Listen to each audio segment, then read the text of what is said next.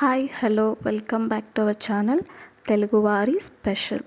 So ఈరోజు మన వీడియోలో స్ట్రీట్ స్టైల్ ఎంతో రుచికరంగా ఎంతో ఈజీగా మన ఇంట్లోనే మనం తయారు చేసుకునే బనానా మిల్క్ షేక్ని తయారు చేసుకునే విధానం చూద్దాం. ఫస్ట్గా 2 మీడియం సైజ్ బనానాస్ని తీసుకోవాలి. పొట్టు వలిచిన తర్వాత మంచిగా ఆ 2 బనానాస్ని మీడియం సైజ్ ముక్కలుగా కట్ చేసుకోవాలి. లేకపోతే అలాగే వేస్తే ఆ జ్యూస్ తాగేటప్పుడు మనకి తాగినట్టు కూడా అనిపించదు, మంచిగా గ్రైండ్ అవ్వదు. సో ఇలా కట్ చేసుకున్న ముక్కల్ని ఒక జార్ తీసుకొని అందులోకి ఈ ముందుగానే కట్ చేసి పెట్టుకున్న బనానా ముక్కల్ని యాడ్ చేసుకోవాలి.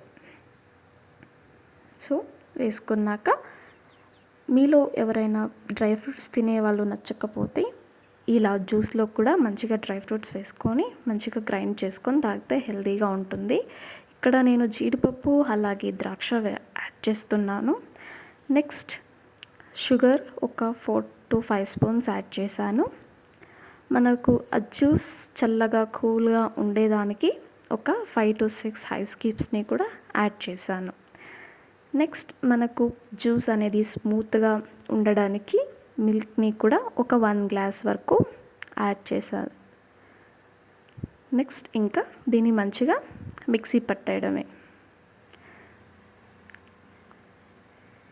చూడండి ఎంత బాగా ఎంత స్మూత్గా మనకు జ్యూస్ రెడీ అయిపోయిందో.